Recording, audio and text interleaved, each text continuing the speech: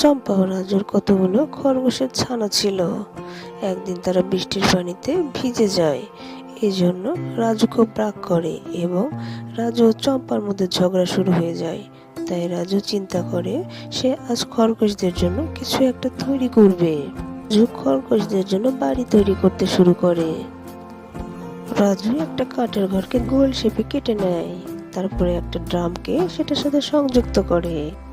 এদিকে চম্পা খরগোশগুলোকে বাতাস দিয়ে শুকাতে চেষ্টা করে এবং মাঝে মাঝে গিয়ে রাজুর কাজগুলো দেখে আসে। চম্পা খুব খুশি হয়, বলে, রাজু তুমি এটা কি তৈরি করতেছো?